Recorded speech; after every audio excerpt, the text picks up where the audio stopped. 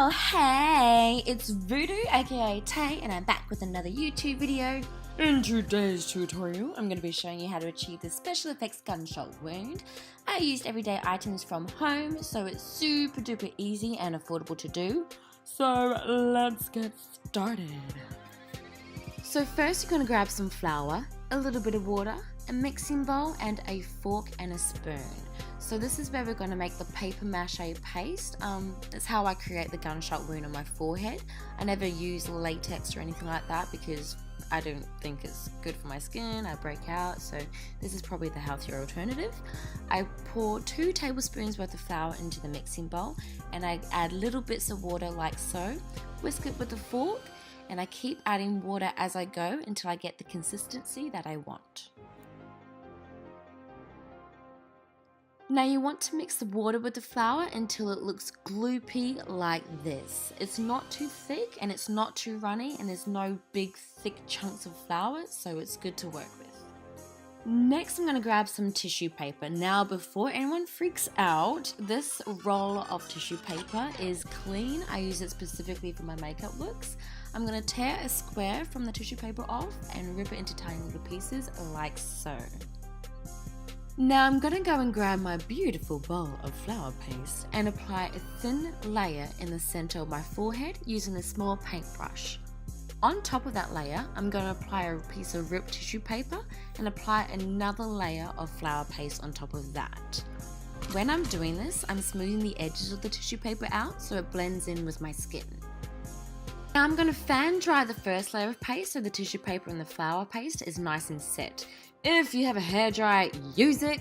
I'm poor so I don't have one, but it will save you so much time if you do. With the second layer, I'm repeating the same process I did to create the first layer, except I'm using a smaller piece of tissue paper. Put it smack bang in the middle of the first layer and apply another layer of flour paste. Smooth out the edges of the second layer to blend in with the first layer and then continue to dry.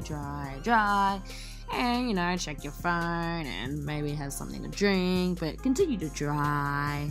Now with the third and final layer, we're doing the exact same thing, except the tissue paper will be smaller than the previous one.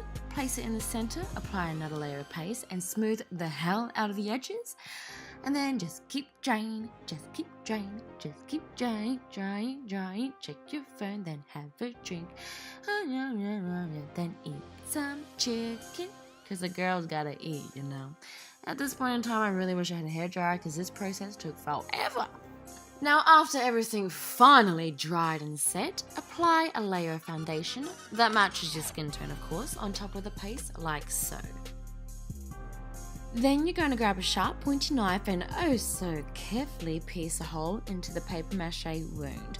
Be very careful when doing this because you don't want to accidentally stab yourself in the head and make a real life wound. Peel back the edges of the paste like so until it looks like a layer of skin is flapping on your head. Next I'm going to grab my special effects color wheel by BYS and I'm going to use a dark red grease paint inside. With a small paintbrush I'm going to apply this color in the inside of my wound as well as the open flaps around the edges.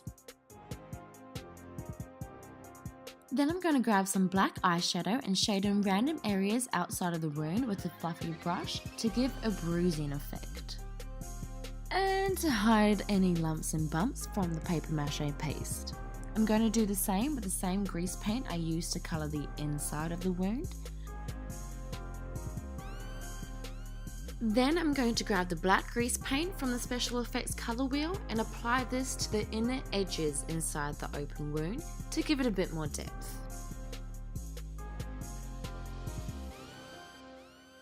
Last but not least, I'm going to do my favourite thing ever when doing special effects makeup and apply a thick layer of fake blood to the open wound to cover up any parts of the wound that isn't covered in makeup yet and to finish the look off.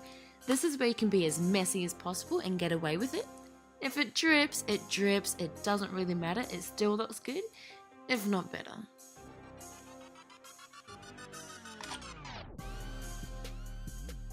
Now that is how you create the super easy gunshot wound with household appliances. If you like what you see and you want to see more, give it a thumbs up, subscribe to my YouTube channel and follow my Instagram @LadyVoodoo. I post many tutorials and sneaky pictures of the looks I do, so if you feel like being nosy, go ahead and check it out. Other than that, thank you for watching and I shall see you next time. Bye!